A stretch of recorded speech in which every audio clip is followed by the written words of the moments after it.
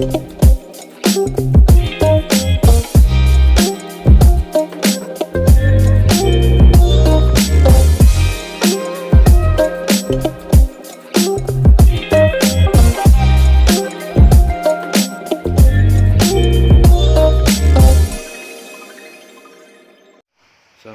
warahmatullahi wabarakatuh. Perkenalkan, saya Delan Firdaus dari Fakultas Ilmu Komunikasi Universitas Islam Bandung dengan NPM 10080014318. Di sini saya akan mempresentasikan hasil dari penelitian saya yang berjudul Representasi Cybercrime dalam Film UMI. Pertama-tama, latar belakang dari film UMI ini merupakan sebuah film yang terinspirasi dari kisah nyata yang terjadi pada negara Amerika dan Jerman atas serangkaian hacking yang dilakukan sekelompok orang demi mendapatkan keuntungan. Film ini mendapatkan perhatian besar dari penikmat film di seluruh dunia. Berdasarkan dengan ketertarikan para penikmat film yang besar, saya memiliki ketertarikan mengenai kejahatan dalam dunia cyber yang akan dilakukan penelitian dengan judul Representasi Cybercrime dalam Film UMI. Analisis semiotika John Fiske mengenai makna cybercrime dalam film UMI sutradara Baran Wada. Fokus penelitian dalam penelitian ini adalah semakin canggihnya teknologi saat ini menimbulkan penyalahgunaan oleh sebagian oknum demi kepentingannya untuk merugikan pihak lain.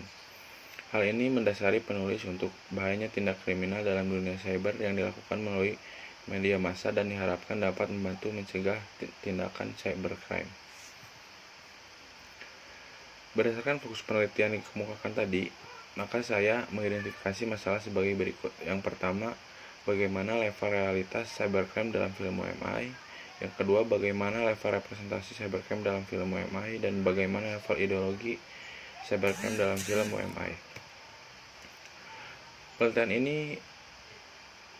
dipercaya dapat menginformasikan manfaat dan kontribusi yang diidentifikasikan dengan ilmu komunikasi dan khususnya semiotika, yaitu ilmu yang memberikan pelajaran tentang bagaimana menganalisis tanda dan implikasi dalam sebuah karya media komunikasi massa.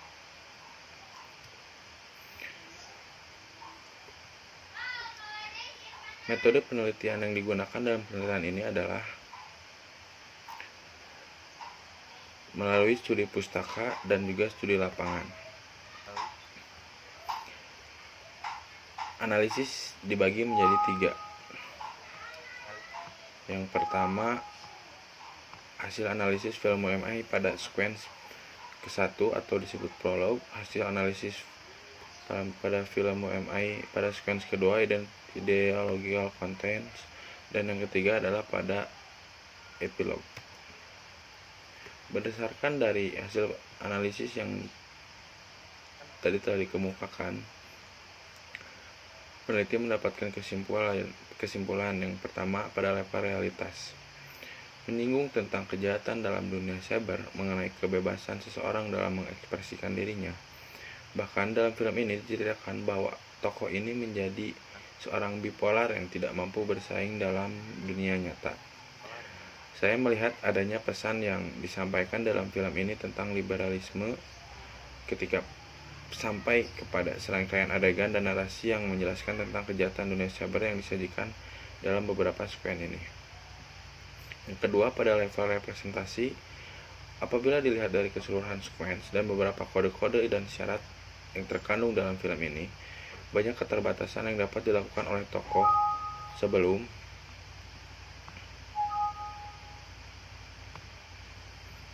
bergabung untuk menjadi satu kesatuan dalam tim hackernya yang bernama Clay.